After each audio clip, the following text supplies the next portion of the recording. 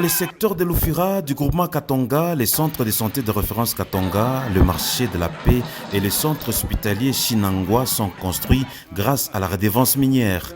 Ces trois infrastructures communautaires ont été inaugurées ce 14 mars 2023 par le ministre de la Santé du Haut-Katonga, le professeur Dr Joseph Sambi Boulanda, au nom du gouverneur Jacques Yaboula Katoué.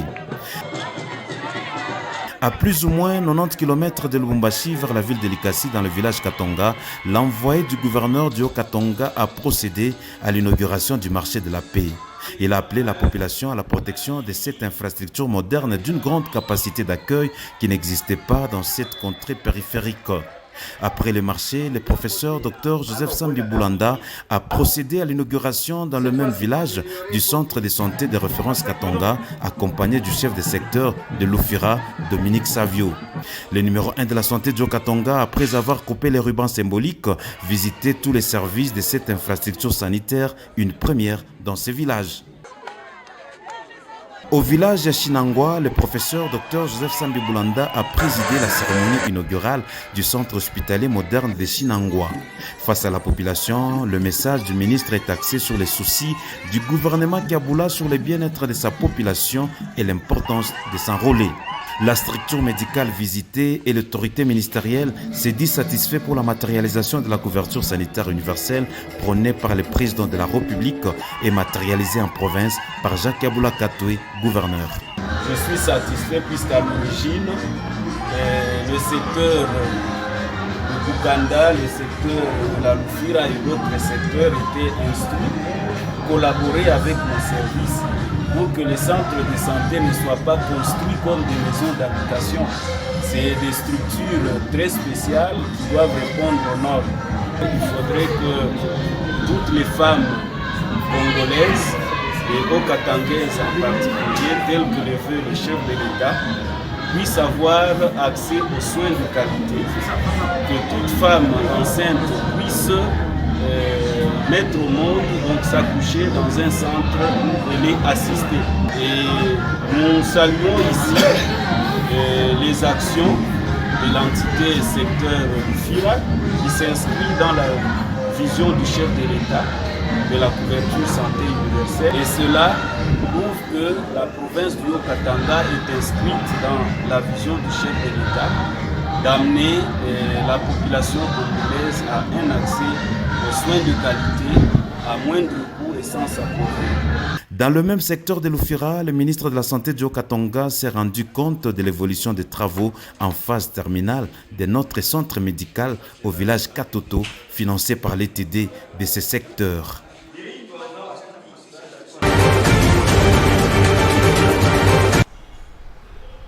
C'est sous le thème national éducation numérique égalitaire pour la paix et l'autonomisation des femmes et des filles en RDC que plusieurs structures de femmes se retrouvent en formation de 2 jours, question de remédier aux multiples problèmes que rencontrent les femmes sur le plan numérique.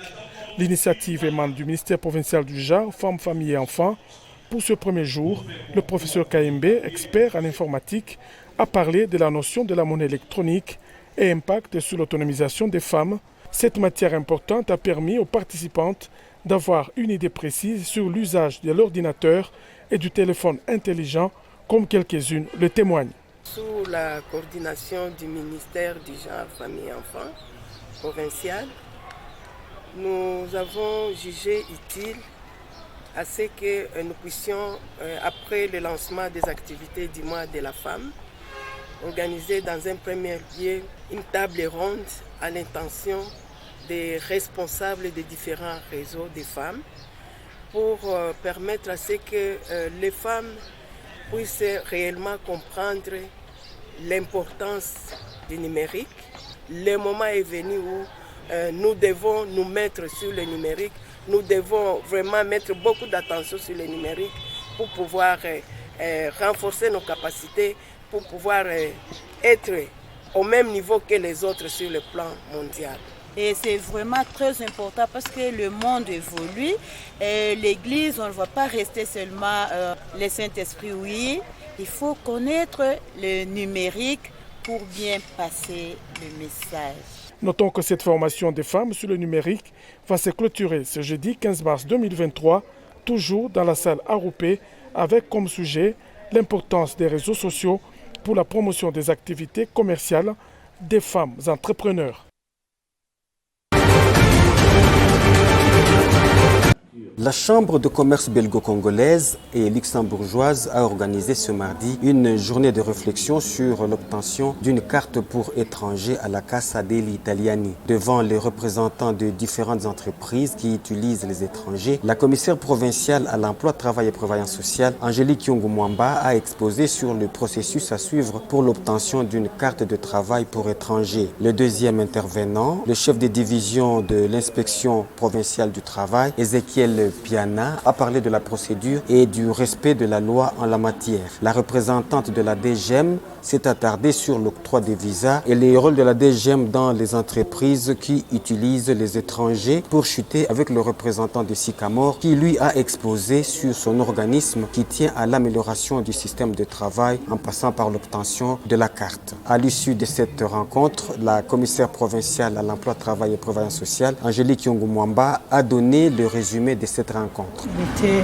de notre devoir de pouvoir leur montrer toute la procédure normale à suivre par rapport à l'obtention de la carte. Nous leur avons dit tout commence d'abord par la division provinciale de l'emploi, c'est-à-dire que l'entreprise qui a son siège en province doit passer par la division provinciale de l'emploi où elle devra remplir un formulaire qui va leur être donné.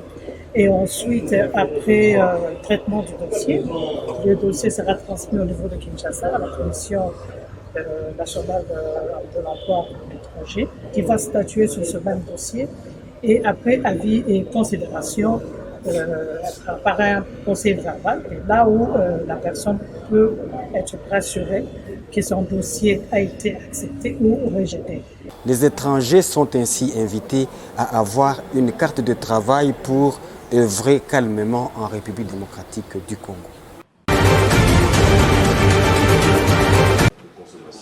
Proposer un projet concluant dans le secteur agricole pour son financement par la BAD, tel a été l'objet de la rencontre de ce lundi 13 mars 2023 entre le ministre provincial des Finances, Bruno Kosile Tchoma et la délégation de la Banque africaine de développement conduite par Alexandre Nchoué, expert en planification et finances publiques de cette institution panafricaine. Ce dernier explique que la BAD est prête à accompagner le gouvernement provincial du Haut-Katanga dans son projet de développement agricole. Dans le programme de transformation de l'agriculture tel que le veut le chef de l'État et le gouvernement de la République, nous allons voir dans quelle mesure accompagner les différentes provinces de la RDC dans leurs problèmes spécifiques.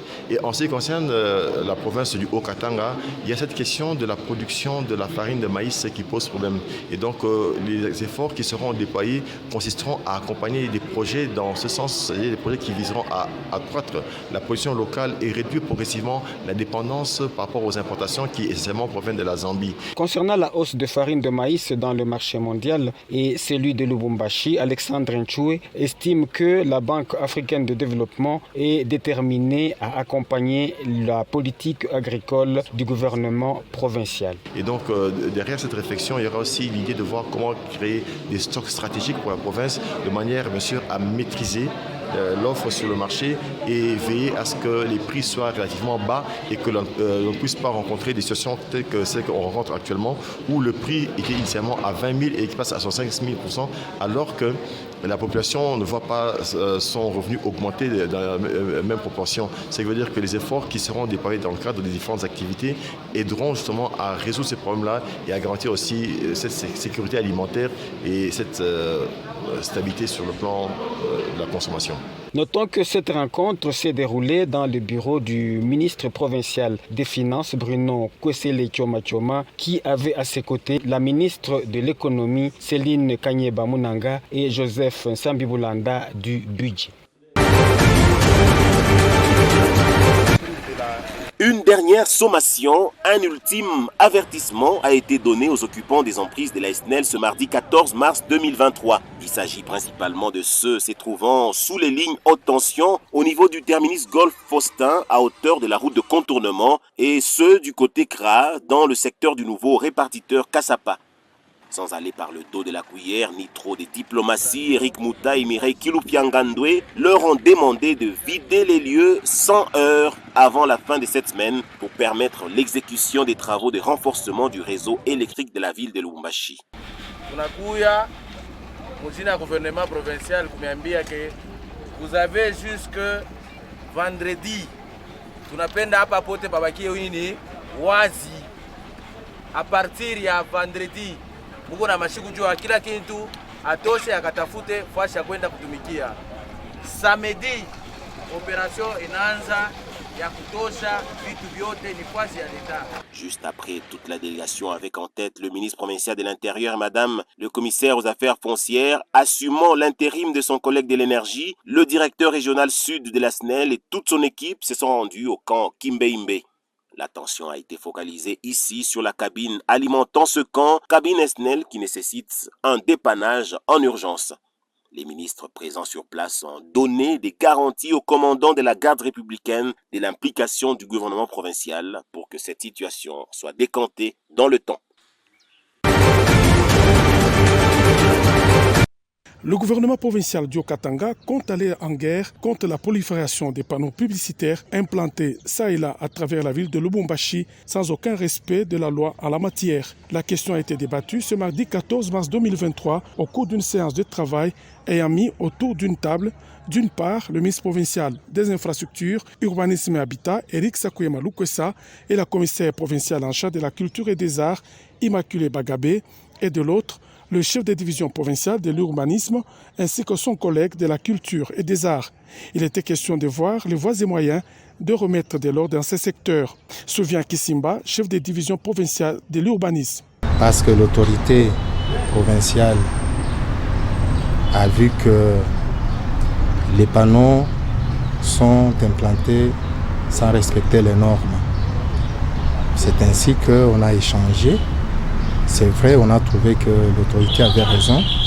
Maintenant, c'est question de chercher comment recadrer ça.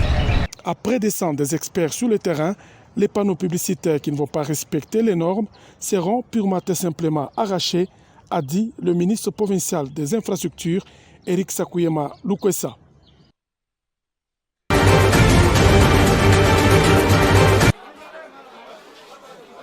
Tous les points de vente de la farine de maïs produite par le gouvernement Kiaboula ont été ravitaillés ce mardi 14 mars 2023 en plusieurs tonnes. Cela résulte de l'engagement du gouvernement provincial qui vend à 20 000 francs congolais un prix largement inférieur à celui du marché qui se négocie entre 60 et 70 000 francs congolais le sac de 25 kg, une façon pour le gouverneur de permettre à chaque ménage d'avoir au moins un sac de farine. Kamatete, Karavia, dans la commune annexe, Kampemba et Kamalondo et dans d'autres sites, les stocks de farine sont illimités et les minoteries locales continuent à moudre le maïs prisé de la réserve stratégique de l'exécutif provincial, déterminé à faire face à cette crise dans sa province jusqu'à la prochaine récolte. La population encourage le gouverneur Jacques Aboula Katoué pour cette action de haute portée sociale. Là, on remercie même le président de la République, Félix Antoine Tshisekedi Tshilombo. Je dis merci au gouverneur de la province, Jacques Aboula Katoué. Ici, nous sommes quand même satisfaits qu'il puisse encore continuer davantage pour que la population soit quand même soulagée. En tout cas, tunamremercier sana baba Kiabula wandani, tunamremercier sana jeune defu wetu kutukurisha. Mais basi tuachie hapa. Shi batoto afachi beton, shi batoto wa Kiabula. Batuangalilie banze kuteleza tu bunga kila siku juu batoto nako banze kulala kushingishi juu bana shiba. La vente de la farine de maïs par le gouvernement provincial du Haut-Katanga à un prix social se poursuit et n'est pas prête à s'arrêter jusqu'à ce que cette période de crise soit traversée.